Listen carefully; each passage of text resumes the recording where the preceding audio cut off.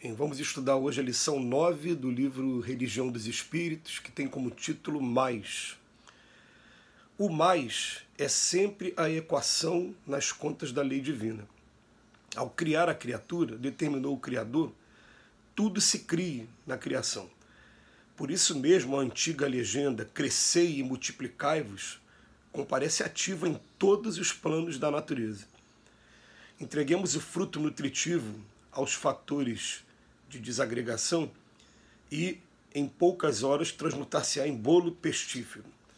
Ajudemos a semente preciosa amparando-lhe a cultura e, no curso de algum tempo, responsabilizar-se-á pela fartura do celeiro, transfigurando pântanos e charnecas em campos de flor e pão.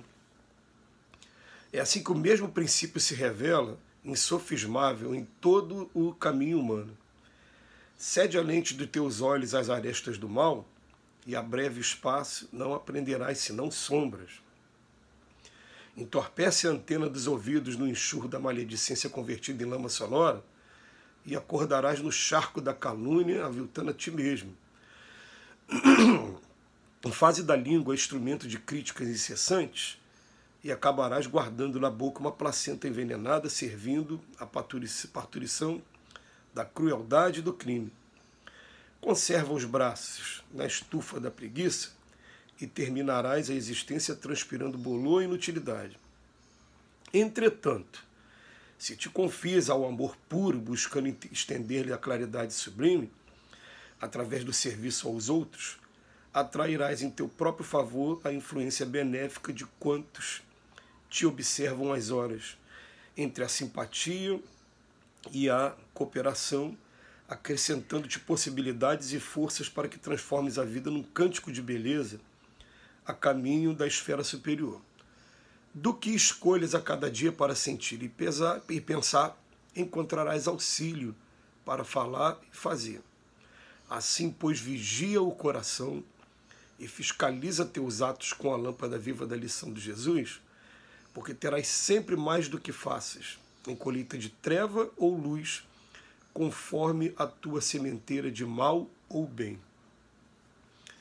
O Emmanuel, volta e meia, ele tem essa preocupação também, como ele já teve numa lição, em que ele dizia que um pouquinho de fermento leveda toda a massa. E ele chama a atenção para o seguinte, esse fermento que a gente está usando, ele é neutro. Eu posso utilizar tanto ele para o bem quanto para o mal. Mas, de acordo com a minha escolha, a coisa vai produzindo mais e mais e mais, conforme diz a lição aqui de hoje. E de maneira que num mundo como o nosso, convida a gente diariamente a que a gente faça uma meditação muito profunda de qual está sendo a repercussão das minhas atitudes, a repercussão das minhas palavras e também a repercussão dos meus pensamentos. Eu tenho meditado bastante nisso e é interessante que quando você começa a desenvolver uma disciplina com relação a isso, você consegue perceber claramente os momentos em que esse fermento está fazendo diferença. Por exemplo, se antes de dormir eu me permitir assistir a um filme que tenha conteúdo de violência, ou assistir, às vezes, essas questões aí de documentários de guerra que estão acontecendo hoje na Ucrânia, Rússia, ou lá no Hamas contra Israel, eu acabo levando para o meu sono, para a tranquilidade do meu sono, essas informações e elas me trazem perturbação. Então a gente tem que estar o tempo todo preocupado em com o que a gente vai deixar vir para cá, para dentro da nossa mente, vir para cá, para dentro do nosso coração, no momento em que a gente vai dormir. Mas a gente fica pensando assim, se o meu pensamento hoje estiver envolvido em críticas à oposição política da minha preferência, eu vou começar a entrar num mar de apenas acusações, de críticas, e vou me tornar até uma pessoa insuportável de você ter uma conversa salutar, porque toda conversa que a pessoa vai ter, ela acaba direcionando para a política, mas nunca dentro de uma coisa edificante. Parece que tem pessoas, inclusive, que a gente conhece mesmo, que todas as vezes que você vai ter um contato, elas acabam direcionando a conversa para esse lado, mas é sempre para poder estar falando mal da oposição, né? E nunca trazendo uma coisa que seja realmente edificante. Só que você começa a fazer isso e você começa a atrair para o seu lado essas forças que elas vão multiplicando, multiplicando, multiplicando cada vez mais, e daqui a pouco você está entrando em transtornos ou psicológicos ou até mesmo enfermidades físicas decorrente dessa energia tão densa e tão negativa que você está chamando para o seu lado. Porque é como se fosse um fermento mesmo. Então o Emmanuel, ele vem falar para a gente, o mais é a equação das contas da lei divina, tá? Você vai escolher, ele até usa crescer e multiplicar, e você está em todos os planos da natureza. E ele coloca tanto para um lado como para o outro, mas chama atenção principalmente do lado negativo, para que a gente tome muito cuidado.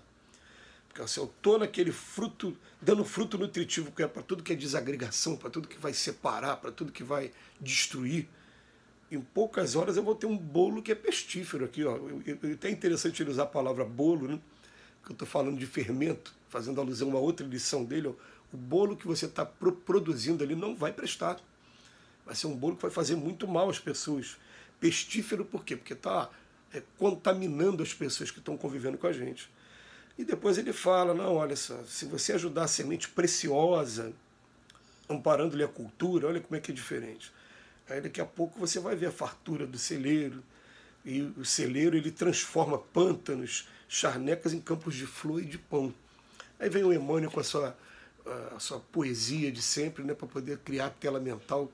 Quando fala isso, a gente imagina logo que ele vem logo na minha cabeça o pântano, vem logo na minha cabeça as flores nascendo no meio do pântano.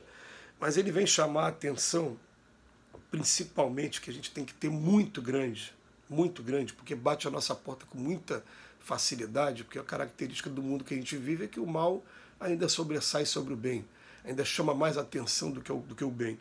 Então é mais fácil esse tipo de informação chegar para a gente do que uma boa informação chegar. Tudo bem. Então ele coloca aqui, ó, se você entorpecer a antena do ouvido só com maledicência, você vai acordar no charco da calúnia e aquilo vai trazer problema para você mesmo. Depois, tá, eu estou usando o ouvido, agora a língua. Comecei a usar a língua só para críticas incessantes.